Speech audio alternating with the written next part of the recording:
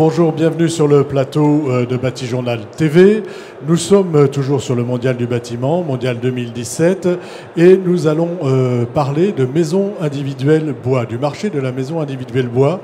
Il y a longtemps qu'on n'en avait pas parlé et c'est important de revenir sur ce sujet-là. On va partir, tout à l'heure on était sur les immeubles de grande hauteur en bois, mais maintenant on va partir sur la maison individuelle. Avec moi Loïc de Saint-Quentin, bonjour. Avec le micro. Bonjour. Bonjour. Vous êtes secrétaire général d'AFCO Bois. Tout à fait, le syndicat français de la construction bois. Merci. En face de vous, monsieur Damien Tessier, vous êtes directeur réseau de la société Natilia. Tout à fait. Bonjour. Et Natilia, est-ce que vous pouvez nous en dire quelques mots? Alors Natilia, nous sommes le premier constructeur de maisons en ossature bois en France. Premier constructeur de maisons à ossature bois, ça tombe bien puisque c'est de ça dont on va parler. Qu'est-ce qui se passe avec le marché de la maison à ossature bois? Est-ce que vous pouvez nous faire un petit panorama? Oui, le marché de la construction bois sur l'année 2016, c'est la dernière enquête que nous avons réalisée. Les chiffres ne sont pas très bons, hein. On est passé en dessous des 10% de part de marché alors qu'on était monté à plus de 12%. À cela, une explication très simple, c'est que la reprise de la construction s'est faite depuis le second semestre 2015 sur deux marchés. Le marché du primo-accédant et le marché de l'investisseur locatif. Or, sur ces deux marchés, la construction bois est pas assez présente.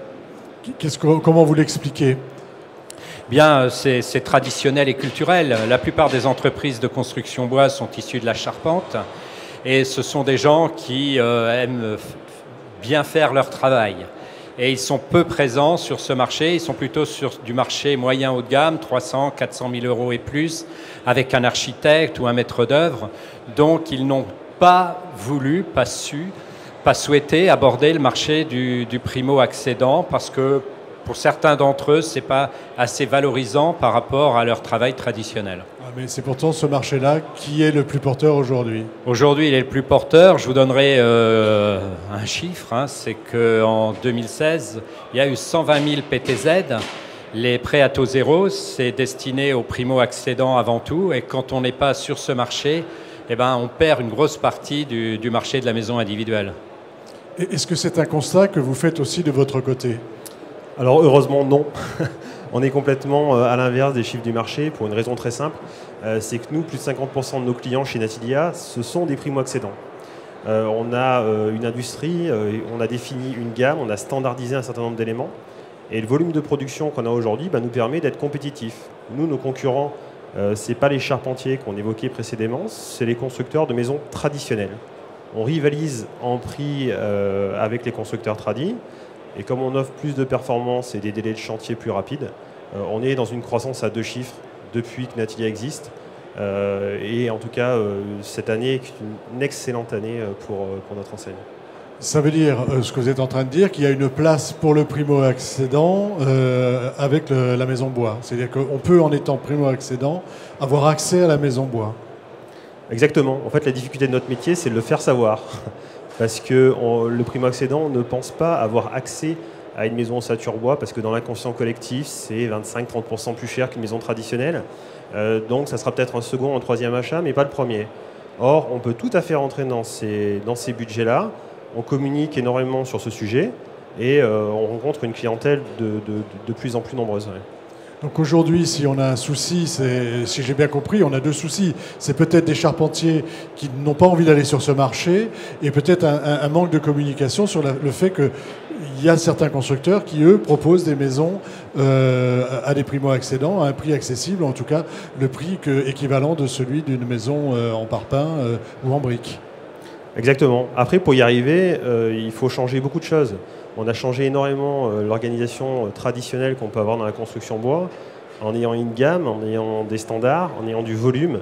Et c'est la seule solution pour y arriver. Ça veut dire quoi? Que vous avez poussé très loin la préfabrication, l'industrialisation de la maison?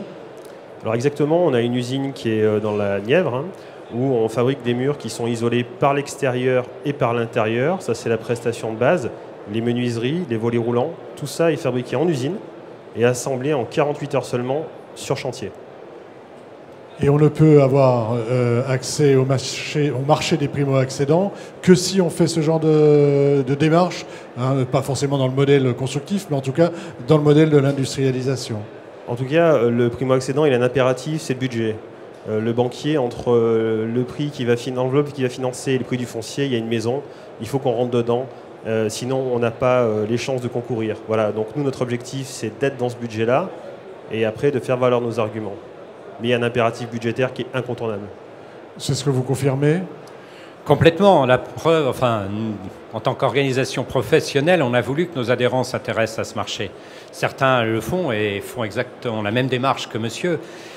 Simplement, ils ne l'ont pas spontanément. Alors, on a développé des maisons. Alors, on les a appelées volontairement les maisons premium, avec un objectif, c'est d'être au prix du marché de la maison individuelle, du primo-accédant, de nos confrères et concurrents de la maison en parpaing ou en briques. Et on sait qu'on peut y arriver. Simplement, il faut aussi en avoir la volonté. Et puis, effectivement, ça a été très bien dit, il faut investir. Il faut investir pour avoir un outil de production industrielle qui permette de sortir suffisamment de maisons. Il faut créer des modèles, ça a été également dit, parce que nos adhérents, d'habitude, ils travaillent au coup par coup avec un architecte sur une maison. Voilà. De la maison qu'on va retrouver dans des beaux magazines. Voilà, il faut créer des modèles. Et puis également, il y a un autre aspect, c'est celui du contrat de construction de maison individuelle, qui pour le primo-accédant est quasiment obligatoire, parce que sinon, il ne va pas obtenir de prêt de la part de sa banque. Et là aussi, il faut que les entreprises traditionnelles, on va dire, de construction bois, fassent le pas vers le contrat de construction de maison individuelle pour offrir les mêmes garanties, les mêmes assurances que le font les gens qui font du parpaing ou de la maçonnerie. Et quand vous faites ce travail de sensibilisation, on va dire, comment les entreprises réagissent ? Différemment. Il y en a qui réagissent très bien et qui se sont résolument positionnés sur ce marché du primo-accédant, avec succès d'ailleurs, hein, parce que, comme l'a dit monsieur, il y en a certains autres constructeurs n'ont pas connu la crise comme les autres, et puis il y en a d'autres qui refusent d'aller vers le primo-accédant en nous disant soit de toute façon on n'arrivera jamais à passer dans les prix sans avoir nécessairement essayé, et puis avec une certaine crainte d'avoir leur image,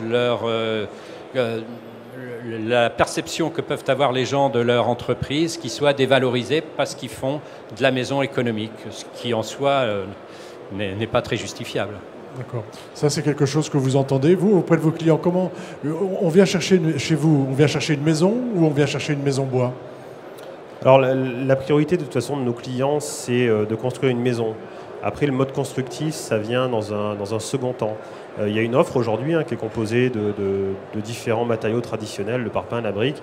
Voilà, parce que vous n'êtes pas, on va le préciser, vous n'êtes pas que constructeur de maisons bois. Non, tout à fait. Natilia, c'est une marque DST Group qui existe depuis 24 ans et qui, avant de faire des maisons bois, a fait de la maison traditionnelle pendant plus de 15 ans.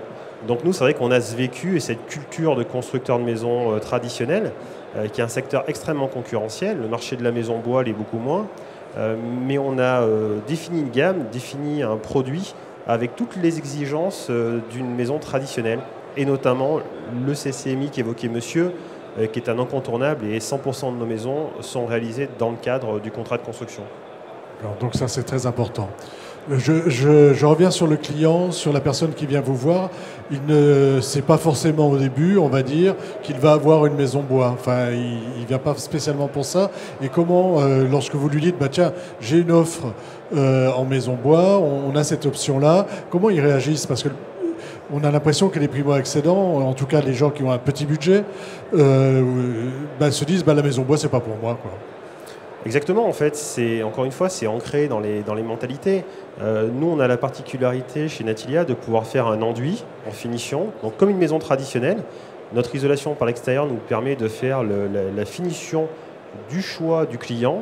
Et c'est pour ça qu'on communique sur une maison environnementale. Notre client le capte essentiellement par Internet, puisque c'est notre site qui nous génère 2/3 de nos ventes.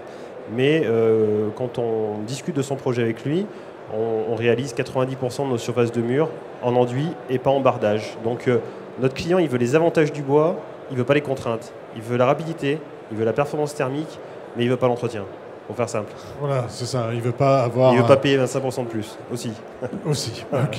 Parce qu'il y a aussi une assurance en plus. Ça, c'est un problème ou pas? Ça les fait... L'assurance pour la maison? C'est ce que vous avez dit, non? Non, il ne veut pas payer 25% en plus pour sa maison. Excusez-moi, je n'avais pas compris, j'avais compris l'assurance.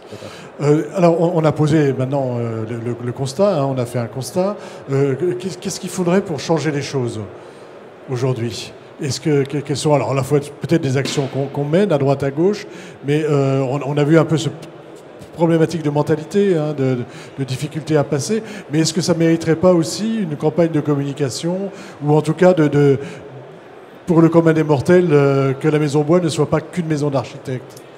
Bah, tout à fait, il faut qu'on change un peu l'image qui est ancrée de la construction bois, de maisons chères, de maisons avec une architecture parfois compliquée, etc. Il faut aller vers de la maison simple, créer des modèles, optimiser un maximum de choses au niveau... Bon, j'ai un exemple tout bête, il ne faut pas mettre la salle de bain et la cuisine chacune à l'autre bout de la maison parce qu'on va devoir tirer des fluides de chaque côté. Il faut tout optimiser. C'est un travail qu'on a fait en interne, que certains de nos adhérents, comme j'ai dit tout à l'heure, ont complètement pris en compte. Et aujourd'hui, ils se positionnent sur ce marché. Mais il va falloir du temps pour que tous le fassent de façon plus habituelle. Plus habituelle. Et de votre côté, qu'est-ce que vous constatez? Qu'est-ce qu'il faudrait faire? Alors, je sais bien qu'a priori, hein, c'est pas trop votre préoccupation, mais on va essayer d'être général, de prendre de la hauteur. Et de votre point de vue, qu'est-ce qu'il faudrait faire pour changer cette image, ou en tout cas pour développer tout simplement le secteur de la maison bois? Alors je pense qu'il faut renforcer effectivement nos actions pour être pragmatiques, hein, sur notre offre. Et puis nous, ce qu'on a fait cette année et qu'on va intensifier l'année prochaine, c'est qu'on a fait énormément de vidéos de nos clients, de témoignages qui puissent expliquer, voilà, on avait un projet de construction, on hésitait entre le traditionnel et le bois, puis finalement on s'est rendu compte que c'était accessible. Et puis on vit dans cette maison, on y vit bien, on fait de véritables économies, parce que ça aussi c'est important quand on achète sa maison. On ne pense pas forcément aux économies qui vont être générées derrière, et on fait des maisons qui sont extrêmement économes de ce point de vue-là. Donc voilà, on a fait énormément de vidéos, on est parti pendant 3 semaines cette année à la rencontre de nos clients pour avoir leur retour d'expérience, et je pense qu'il n'y a rien de mieux pour convaincre des clients potentiels que d'en rencontrer d'autres. Que d'en rencontrer d'autres, que de voir, que de faire de la communication. Exactement. Sur cet aspect, vous parliez de l'aspect, on va dire, économique, hein, sur les économies qu'on peut faire. Sur l'aspect confort, est-ce que de ce retour d'expérience que vous êtes allé chercher auprès de votre client, on se sent plus à l'aise? On a souvent dit ça du bois, qu'on était bien dans une maison bois et que on se sentait que le confort était amélioré. Est-ce que c'est quelque chose, est-ce que c'est un retour que vous avez eu? Tout à fait. C'est un retour quasi systématique de nos clients, de dire qu'effectivement ils sont très bien, ils sont vraiment dans le confort dans leur maison. On a souvent le mot de cocon qui revient. Et oui, l'économie c'est une chose, mais le bien-être c'est un point très important. Et ce matériau naturel et noble qui est le bois a des arguments forts à faire valoir sur ce point-là. Écoutez, messieurs, merci. On va peut-être faire une petite conclusion, mais je pense qu'on a déjà fait un bon tour d'horizon. Sur cet aspect, c'est des choses dont on parlait déjà il y a longtemps, enfin il me semble, sur l'aspect matériaux biosourcés, écologie. On a beaucoup travaillé l'image du bois comme ça. Comment ça se fait que finalement ça s'est arrêté à un moment donné? Ça ne s'est pas arrêté, contrairement à ce que vous dites. Je pense qu'on n'a pas assez travaillé là-dessus, justement, pour montrer le côté extrêmement environnemental de la construction bois. On a une nouvelle réglementation thermique qui va arriver. On parle beaucoup à la fois d'énergie, mais aussi de bilan carbone. Bien sûr, oui. Donc je pense que là, on a des atouts à mettre en avant. On a encore beaucoup, effectivement, de communication à faire pour montrer aux particuliers que la construction bois, c'est vraiment... la maison, je reprends les termes du président d'AFCOBOIS, Christian-Louis Victor, c'est la construction du 21e siècle.